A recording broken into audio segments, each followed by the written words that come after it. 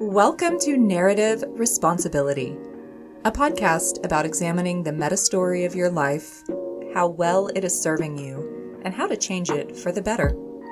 I'm Elena Wolf, relationship coach and life alignment mentor, and this is this week's New Perspective. Hi there! I'm so glad you're here today. This is episode 40. The female body as object. Before we go any further, I need to offer a content warning. I don't do this lightly, but because I promised way back at the beginning that this was mostly going to be a child-friendly podcast in terms of language and in general topics, even if they might not interest kids, they might not be inappropriate. That is not the case, and not the case for this episode. So there is both a language warning and also the fact that I am going to be talking about aspects of the female experience that are just not appropriate for children. Also, I want to offer a content warning because some of these topics might be a little bit triggering if you experienced certain trauma histories. Specifically, I will be discussing body dysmorphia and disordered eating and uninvited sexual overtures. So just keep that in mind before you keep listening.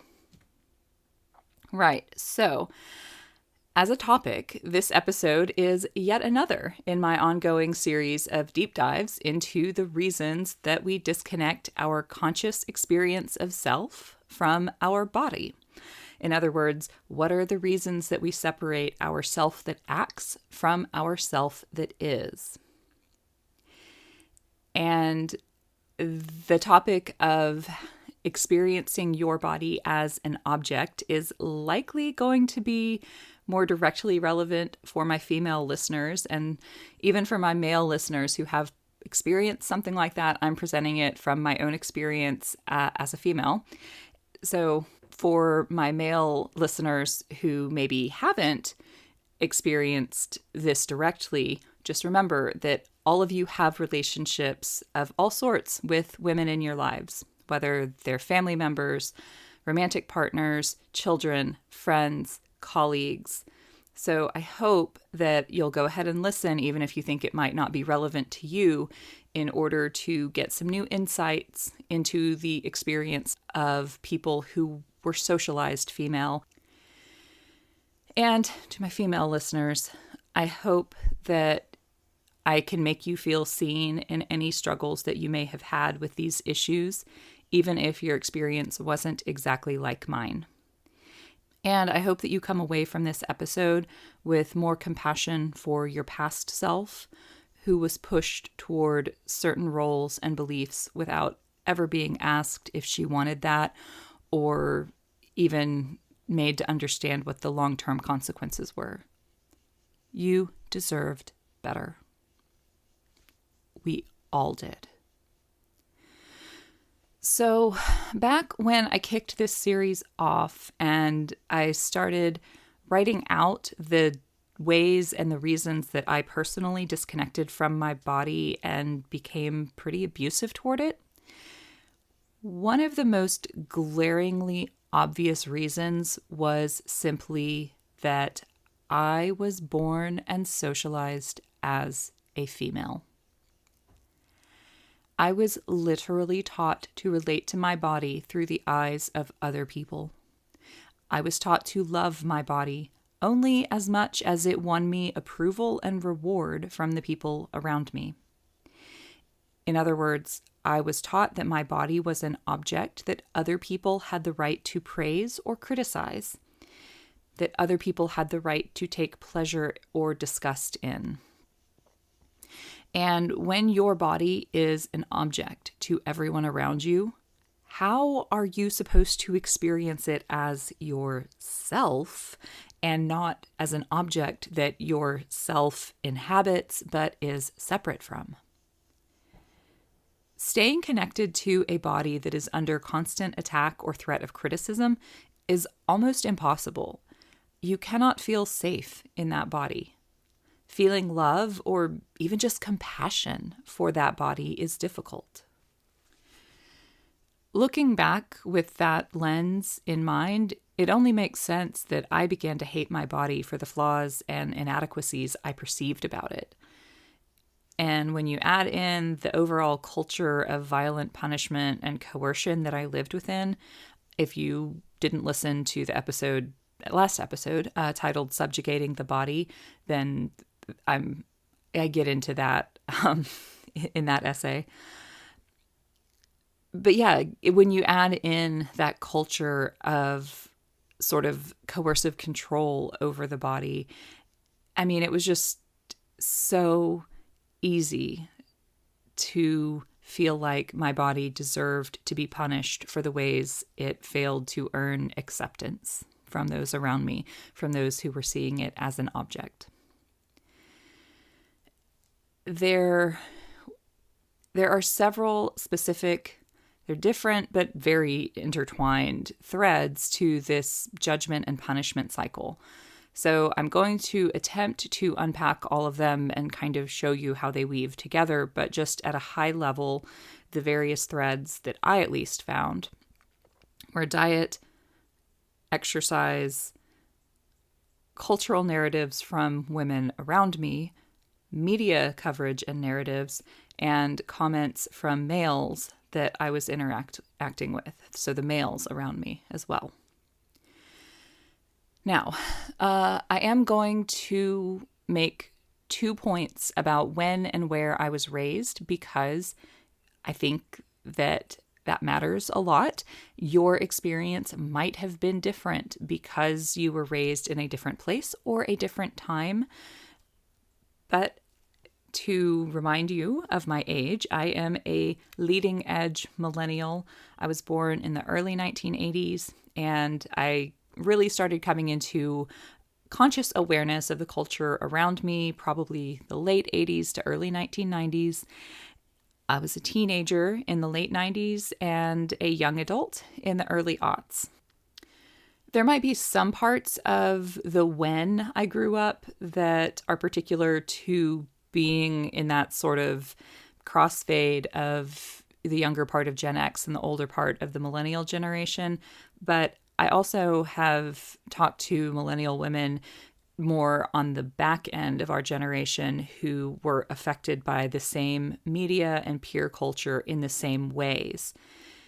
So even if maybe the adults around them had wised up and were acting a little differently by that point, media and social media had not changed yet. I think that started changing in like the 2010s. So I make a point about the when because I really think that this particular time period in the media played a big part of, I guess, how bad it got for us with respect to our body image. Because we were the first generation, like later Gen X and then, into the millennials, we were the first generation to come into adolescence with this constant, inescapable drip of social commentary, critical social commentary about women's bodies via cable TV and the internet and then social media platforms. If you need the reminder, Facebook started as basically a hot or not rating system for college women.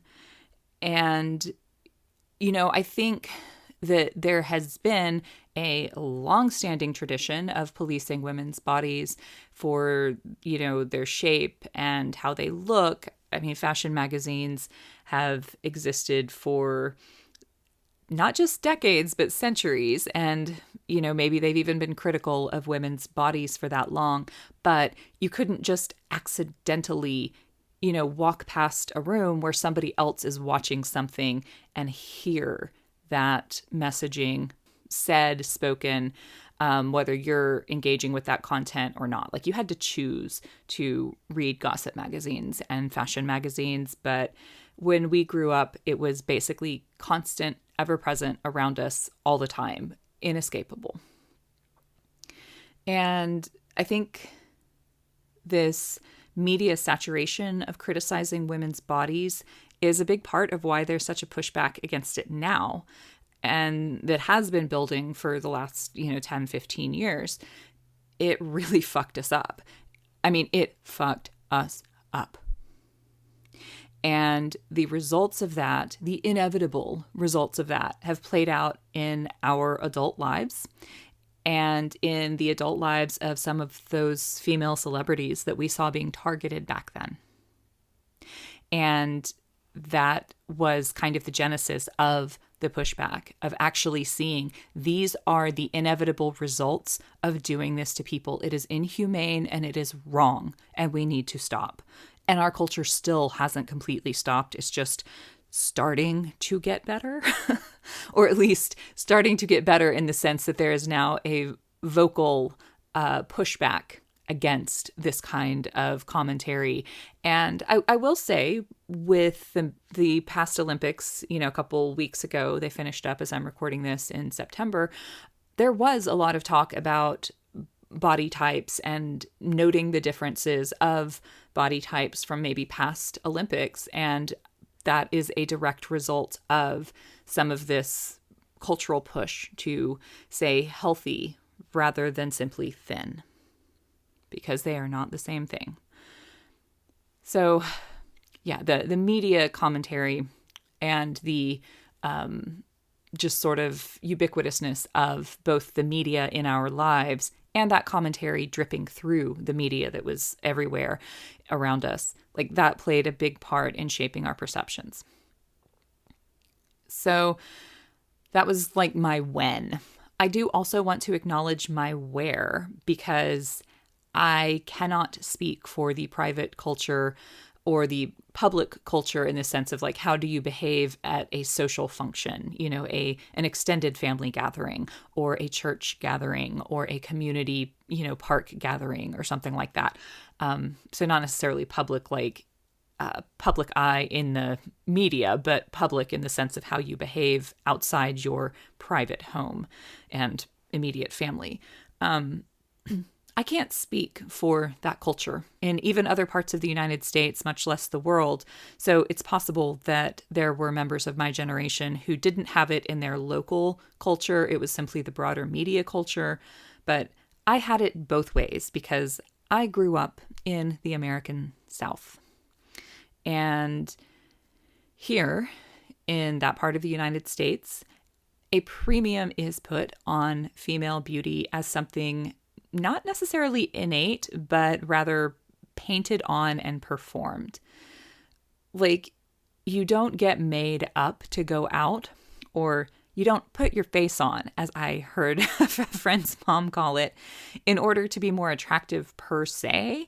It's more like you're wanting to give the appearance of trying, like you're trying to make the most of what you have.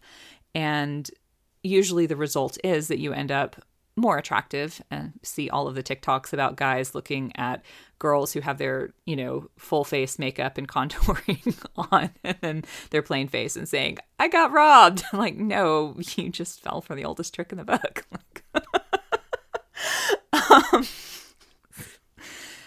Anyway, the point is that you get made up for the appearance of trying to be made up, of trying to look beautiful, regardless of whether it actually enhances your beauty. So there's this pressure around beauty as a performance and as conformity to gender role expectations. And a big part of that performative beauty gender role for females is either being thin or attempting to be thin. There was, when I was a kid, and for all I know still is, a culture among Southern women of remarking openly on their weight and their diet, and speaking of delicious food as basically the embodiment of Satan. It was almost as if women had to seek social permission to indulge in something, quote, fattening, or just maybe they needed to justify a public consumption of something decadent with this declaration about how they were going to undo the impact. Like they either had earned it by adhering to a really careful diet before they went to this party, or they were going to pay for it afterward by skipping meals or exercising more in the next few days.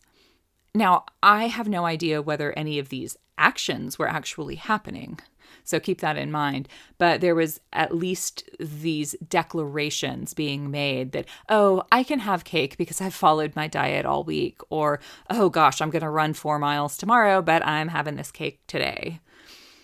Now, I also, along with all of these declarations, observed adult women doing and saying things at food-oriented events, whether it's like church, potlucks, family holidays, birthday parties, like refusing dessert, eating very small portions of food, eating only a salad, not eating at all, and then explaining because I'm on a diet, or because I'm watching my weight, or I'm watching my figure.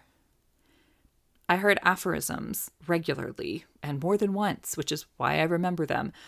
Things like, a moment on the lips, forever on the hips, therefore don't eat it. Or nothing tastes as good as skinny feels, therefore don't eat it. And this cake is positively sinful. Again, it comes from Satan. It's the devil. It's more tempting than the devil. Who needs booze when you've got chocolate cake, right? I mean, seriously, I heard this kind of thing said over and over and over and over. I have a friend whose family began regularly commenting on her weight when she was 5 or 6, and another whose family started that shit when she was like 10, 11. I had family members who talked about weight in general on a weekly, if not daily basis, even if it was more like comments about their own weight than mine. But there were some who commented on my weight too. I just only saw them on occasion, so it wasn't tremendously damaging. But like even 30 years later, some of those comments I can still hear verbatim, word for word, and they still sting. So even if it was just once or twice a year, that was enough. It was enough to leave an impact. It was enough to leave a mark. Make an impact and leave a mark. So basically, as far back as I can remember, it was totally normal for adult women to be obsessed with their weight, their figure, their diet, and whether having that piece of birthday cake was going to wreck any of the above. Or maybe would it be worth wrecking any of the above? And it was not out of the ordinary for the men around them to validate these statements or even to encourage this obsession. And we'll talk more about that a little bit later on. So yeah, restrictive dieting was part of femininity, and it was part of the performance of beauty, performance of the gender role. So what happens to all of the little girls who observe this in the adult women around them? Well, in my generation, by the time I was a teenager, dieting was completely normalized in my peer group. I'm not sure I knew a girl who hadn't felt compelled to diet at some point by the time we were seniors in high school, whether it was just a crash diet for a week or two before prom, or if it was kind of a prolonged diet to make up for enforced inactivity because of an illness or injury or extended inclement weather. You know, it was too hot during the summer to be outside, or it was too cold in the winter, whatever. It rained for 3 weeks. There were movies and books that reflected this behavior back to us. One particularly egregious example was a girl looking at a skeleton in anatomy class and saying, "That's it, nothing but water and X-Lax until prom." Like, that was how thin she wanted to be. She literally wanted to be skeletal in order to be thin enough, to be hot enough for that social event. And, you know, within our peer group, we reflected this behavior to each other. When, you know, one of our friends was dieting, it wasn't like any of us ever said, "Hey, you know, that's not healthy. We don't need to be doing that." No. We just accepted it because that was what was done. That was what we were all aware of it, and most of us were doing it in one way or another. I knew more than one person who chronically underate, and basically with the intent to avoid gaining weight. And I knew more than one person who did purging, either via vomiting or over exercising. I think over exercising was more common with the people I knew. That was certainly how I did it, although sometimes I also combined it with under eating. I think about it now and I'm like, I don't know how I had any energy whatsoever. I was doing things like 2 workouts a day, like intense exertion workouts on one meal and maybe one snack. And I would keep that up for months at a time. And a lot of the girls who did this kind of thing were athletes. So, probably absolutely the worst thing we could have done for our bodies, because they were both still growing and also working really hard to perform these physically demanding tasks. Like if you had an athletics period and your sport was in season, you were working out twice a day for probably a total of 3 or 4 hours, depending on how long your practices ran, in order to be in shape and trained enough for the season. And if it was something that was exertion heavy, like playing soccer, playing basketball, where a lot of the stuff you're doing at practice is running and running and running, like, how can you do that in a healthy way while you're under eating? Like, I look at it with what I know about nutrition as an adult. I'm like, that was insane. Like, who let us do that? And why were we doing this? Oh yeah, because our culture told us it was normal. And because our culture told us it was necessary and desirable. I think it was probably upper elementary where we started, as a class, as a peer group, started kind of making fun of kids for being fat. And what is that message? That being noticeably overweight makes you worthy of ridicule, judgment, and ostracization. You couldn't have friends or any hope of a boyfriend unless they were also the other fat kids if you were overweight. And there was that relentless media pressure to be thin. Women who were perfectly beautiful and in good shape, not even approaching overweight, much less actual obesity, were publicly slammed as being fat, as being unattractive, as being embarrassing. For reference points, Kate Winslet in the Titanic era, Ginger Spice in the Spice Girls when they were popular, Britney Spears and Jessica Simpson. All of these were targets of this kind of harassment. Seriously, go look up images from them from this era, like 1997 to 2007, and make your own assessment about whether any of them deserved that. Because when I look at them, I just see beautiful women who are in very good shape and not at all overweight. And it is absolutely insane that they were called that those things were said about them. And I have seen more than one post floating around social media about this in the last couple years. Basically, millennial women are waking up collectively to the fact that we were massively gaslighted by the media during our formative years. That media told us that not having visible ribs and a concave abdomen was fat. It was unattractive. It was unacceptable. That's an insane body standard. That is not normal bodies, and that is not healthy weight. And yet that's what we internalized as not just ideal, but necessary to avoid social shaming. And we wonder why so many of us had eating disorders, even if we never really got treatment for them or recovery for them because they weren't bad enough for the adults around us to notice.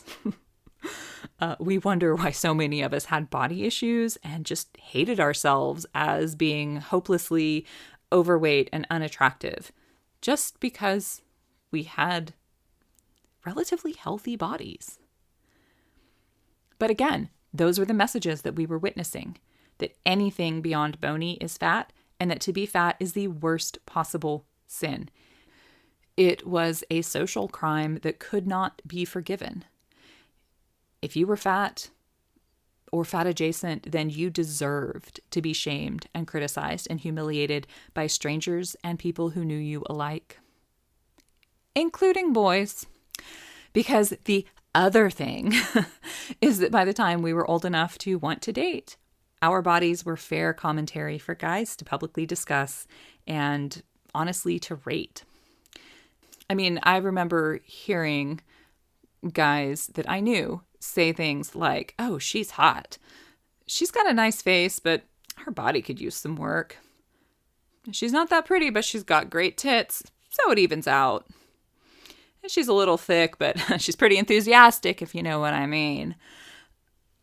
I mean, mostly this was said about girls and not to girls, but of course we overheard them saying it, or some guy in the group would repeat it to us like, "Hey, so-and-so said you were hot," or "So-and-so said you had a nice face, but, a little bit thick." But, sometimes guys said this kind of shit to us directly. That happened. For example, personal anecdote. I went out with a guy who asked me, "Do you have any idea how hot you'd be if you just lost like 5 or 10 pounds?"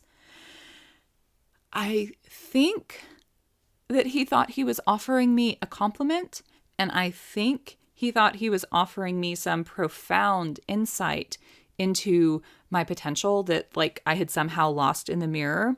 I mean, typical mansplaining, even as a teenager. But I want to give him the benefit of the doubt that that's what he thought he was doing. But the reality is that I had been trying to lose those 5 or 10 pounds since I was 13. I knew exactly how far my body was from the ideal. We all did. We knew how many dress sizes and how many pounds that we were from the ideal.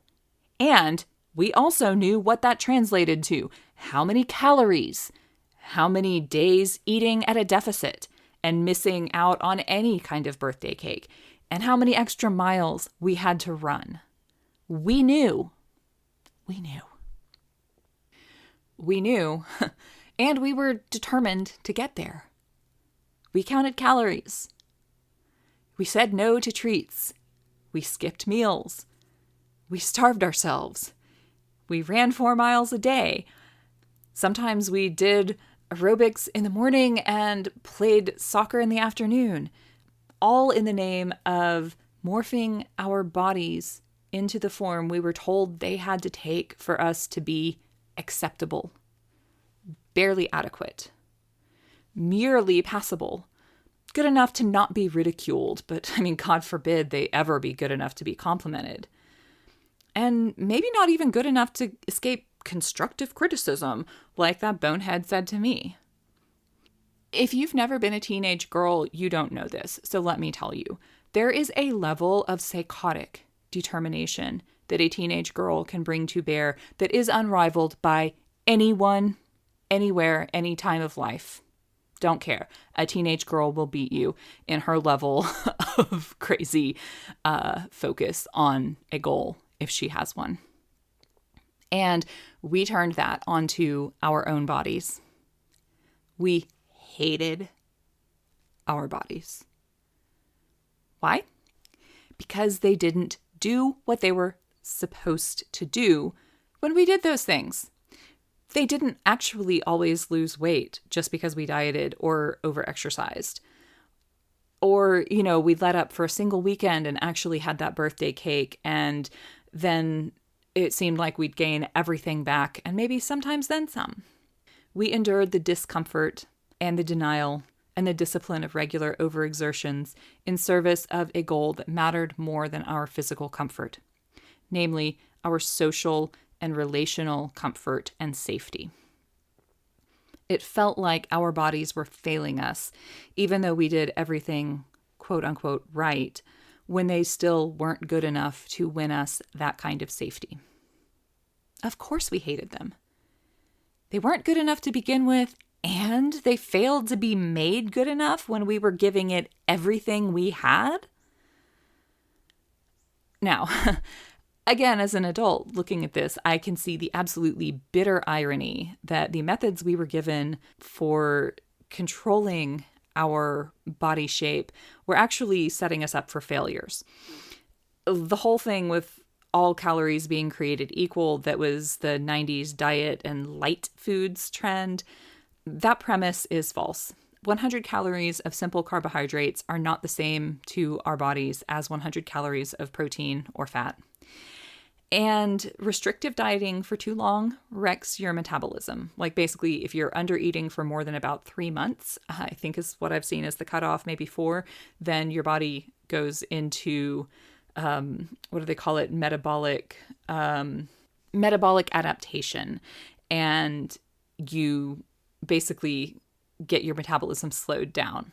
So then if you want to lose weight, you have to cut your calories even more, and then your body will adapt to that. So then when you come out of a diet and you eat normal again, your body's like, whoa, abundance, we need to store this for that next starvation period that we're clearly going into. So, dieting quickly becomes this horrible, vicious cycle of lose weight, gain it back, then it's harder to lose it the next time, and then you gain it back, maybe even more, just into infinity. I cannot stress enough how unrelenting this messaging to be thin was, and how damaging it was. How on earth could we love and honor our bodies when they made us socially unsafe?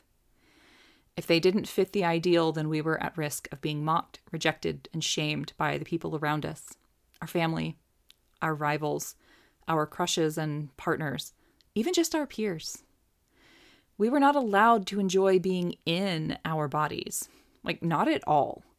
We felt awful, over-exercising and under-eating and missing all the delicious things. But more than that, we could only enjoy our body if someone outside of ourselves approved it and accepted it and found pleasure in it. Our bodies were objects. If we were our bodies, then we were objects. So we split. Our bodies became objects to us as well. And, I say that out loud. I'm north of 40 and I can feel the beginnings of age affecting my body. And it's simply enraging to think of all the years of good health and youthful vigor, shall we say, that I missed because I wasn't able to be fully in my body, because I hated how it looked and I hated the way people around me reacted to it. And, speaking of the way people react to our bodies, I would be leaving out a very important angle if I didn't also at least mention the sexual gaze that was directed at our female bodies. And at least in my generation, it was from an offensively, a criminally even, young age. Because that sexual gaze being directed at us reinforced the objectification of our bodies. Girls who got male attention were socially rewarded, so there was an incentive to seek that kind of external validation, and also a threat of social punishment if we couldn't get that kind of attention. It would have been bad enough, understandable, but, bad enough if it was just teenagers doing this to teenagers. But it wasn't just teenage girls that this happened to. For most of us, it started when we were still children, as in we were exposed to an overt sexual gaze before we were 13. Personally, I was 12. Not that far off, but also 6th grade 12. It happened 2 times that school year. And in both cases, the guy himself was fairly young. I think one of them was 18 and the other was 20. And they were both horrified when they were told who I was and how old I was.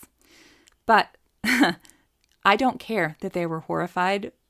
That doesn't erase my experience of having had that type of look and energy directed at me when I was too young to really deal with it. I recognized it for exactly what it was, and I had no idea how to respond. It made it very clear that from that point on, my body was not entirely my own. Someone else could look at that body and direct an energy that was violating boundaries, and I could not stop it, and I could not protest. Again, let me reiterate, I was 12 and in 6th fucking grade. I was still a child. So yeah, I don't care that they were horrified when they realized it. That doesn't erase what it did to me, and it doesn't erase that all of my friends had similar experiences also, all before we were actually teenagers, before we were 13, that's even an arbitrary age, because like when you're 13, you're just maybe starting to explore the thought of becoming a sexual being. You're not actually ready to be a sexual being. You're not actually, ready to embrace that part of yourself and that part of life. You're just starting to think about it. So yeah, as an adult, when I look back at that kind of event and at the things that were said to me over the years by males who were dating me or wanted to date me, it's a little bit, it's more than a little bit. It is absolutely absurd, and it is absolutely enraging. I should never have had a guy tell me that I needed to lose 5 or 10 pounds in order to be hot. Or to have somebody tell me that, hey, just so you know, you're kind of at the top of my acceptable size range, so if you put on any weight, I'm not going to be attracted to you anymore. Like, why did they think that was acceptable to say to me? If you aren't actually attracted to me, you're just attracted to this image, then what are you doing here? And, again, none of this was just happening to me. I was not some weird exception. This was normal. This was happening to all of us. I'm not sure I have a friend whose relationship to her body is not equally fraught because of how it has been viewed from without by our culture, by sexual partners, by people who are projecting a sexual energy and intent at us, regardless of whether we asked for it or want it.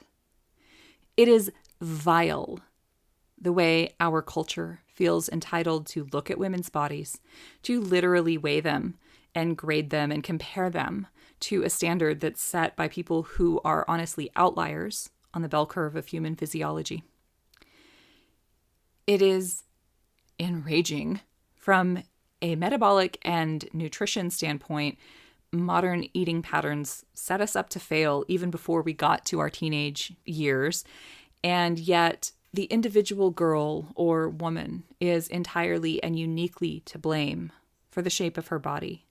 It is her failing, her intemperance, her laziness, her lack of discipline, not her genetics, not the way family and culture taught her to eat, not the way the lifestyle imposed by the school system and now the work system make it hard for her to get enough movement, or the way those same systems and culture encourage women to stress their bodies into hormonal and metabolic disruptions.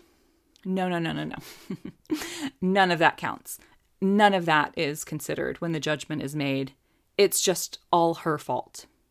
Always, no matter what. Our bodies as women in that kind of cultural milieu become a stand-in for our character, our worth, our value to other people. Regardless of how hard we are trying to meet an ideal or how far our natural physiology is from that ideal, we're only judged by how far short of that ideal our bodies fall. So is it any wonder that we don't love our bodies? That we don't want to be nice to them? That our self that acts has so little compassion for the self that is? When humiliation and shame were lobbed at the self that acts, not for its failings, but for the failings of the self that is. As humans, we believe the things that we are taught by our culture and our family. That's how we work. When we are taught to attempt impossible things and given bad tools for that endeavor, we believe quite naturally that we must be the problem if it doesn't work. It can't be the goal or the tools that are the problem, because those were given to us by people we trusted, by people we expected to know better. And man, those beliefs that we form in childhood can be hard to root out. But that's part of our job as we strive to become fully sovereign adults, as we strive to, like I like to say, take responsibility for the narratives we believe about ourselves and the stories we play out with our life choices. If you experienced any of the kind of body objectification that I described, or something else, or something worse, first of all, I am so sorry to hear that. It should not have happened. It should not have happened to you. It should not have happened to me. It should not have happened to any woman ever. And second, I hope that knowing that you were taught to love your body from the outside in rather than the inside out can help you understand why you might have cut yourself off from it, why you didn't want to fully inhabit it, why you didn't feel safe inside of it, or why it didn't feel enjoyable for you to be inside of it, why you didn't want your body to be the same as you, why you did not care to be careful of it or caring toward it, why you could not love it for what it was rather than hate it for what it wasn't. I hope that seeing all of this, all these threads and the things that they inevitably and predictably lead to, that we can look back in retrospect and see that they led to, about how they made us feel on both an emotional level and then also that inner experience of our body from the inside. I hope you can look at those and see, again, more compassion for your past self and the choices that she made. And I hope that seeing that a little more clearly maybe inspires you to start shifting how you look at your body or how you interact with it. So to lighten some of this bleakness, I want to remind you that you are not an object. Your body is not an object. And honestly, the nicer you are to your body, the nicer it feels to be inside of it. And guess what? You get to be in control of whether you are nice to it. You can't necessarily control what other people say to you or do around you, but no matter what our dumb, fucked up culture says, you can be nice to your body, and you can act in ways that support its well-being. You can connect to your body in ways that help you feel safe inside of it. And you can push back when people say or do things that make you feel like they're seeing your body as an object rather than part of you. You get to choose your actions. And that ability to choose is the core of empowerment. It's easy to forget that we have this power, especially when it comes to something that is so culturally ingrained, both in us and just in the culture around us. So this is me reminding you that you don't have to hate your body. You don't have to want your body to be anything other than what it is. And even if you might want to change its shape, you don't have to be mean to yourself while you're trying. You can love your body and honor your body's needs and hope to feel safer in your body and to feel more enjoyment in your body just the way it is right now.